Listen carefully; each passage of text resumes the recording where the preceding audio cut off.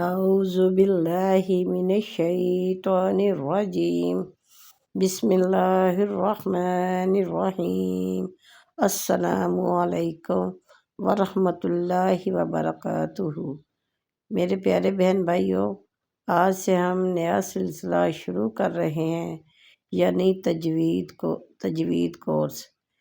اس سے آپ کو قرآن پاک کو صحیح پڑھنا آ جائے گا انشاءاللہ تعالی۔ آپ اس کو اگر ریگولر اس ویڈیو کو اور پورے سلسلے سے جو منسلک ویڈیو ہیں آپ ان کو دیکھیں گے تو آپ کو قرآن پاک پڑھنا اور سیکھنا آ جائے گا، سیکھ جائیں گے آپ انشاءاللہ تعالی۔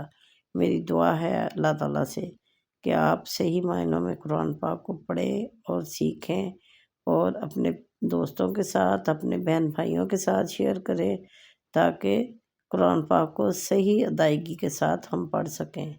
انشاءاللہ تعالیٰ یہ سلسلہ آپ کو بہت پسند آئے گا اور اس کو دوستوں کے ساتھ شیئر کرنا ہے، چینل کو سبسکرائب کرنا ہے تاکہ آپ کو ویڈیو بر وقت مل سکے اور آپ اس کو سیکھ کر اپنی آخرت بھی سنوار سکیں انشاءاللہ تعالیٰ۔ السلام علیکم ورحمۃ اللہ وبرکاتہ۔ نحمدہ ونصلی علی رسولہ الکریم۔ رب اشرح لی صدری ویسر لی امری واحلل عقدۃ من لسانی یفقہوا قولی۔ آج ہم الحمدللہ تجوید کی کلاس کی افتتاح کر رہے ہیں۔ اللہ جل شان سے دعا ہے کہ اللہ اس کو ہمارے لیے دنیا اور آخرت میں کامیابی اور کامرانی کا ذریعہ بنائے۔ تو سب سے پہلے ہم تجوید کی تعریف کریں گے۔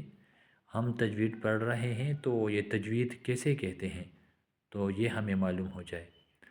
تو ہم سے لغوی معنی کریں گے الاتیان بالجید۔ تجوید کیسے کہتے ہیں؟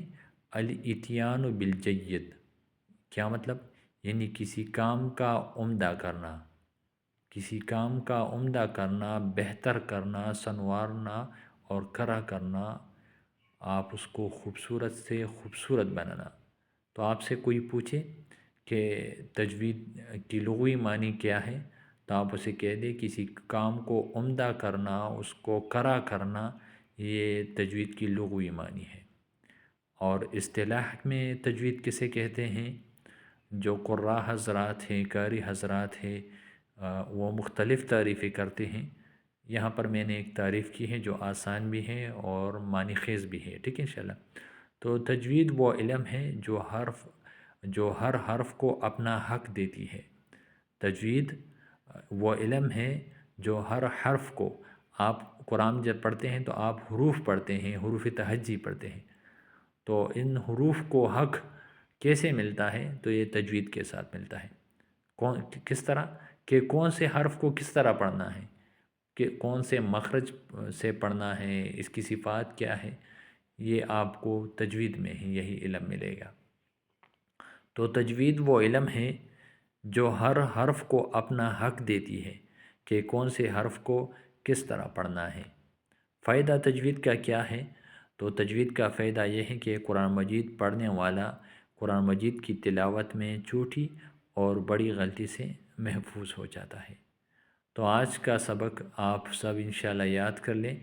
تجوید کی تعریف کیا ہے، لغوی تعریف کیا ہے وہ بھی آپ کو ہو گیا، اصطلاحی تعریف بھی ہو گیا اور تجوید کا فائدہ بھی۔ انشاءاللہ اس کو یاد کر لیں۔ ہم اس طرح ہی تھوڑا تھوڑا کر کے ہی پڑھیں گے۔ انشاءاللہ ایک دن آئے گا کہ ہم تجوید مکمل کر لیں گے انشاءاللہ۔